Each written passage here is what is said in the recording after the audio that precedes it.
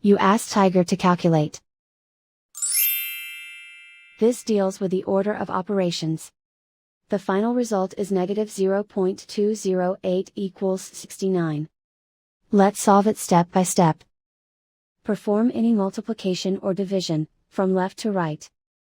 3 over 8 equals 0.375, 1 over 6 equals 0.167, 5 over 12 equals 0.417.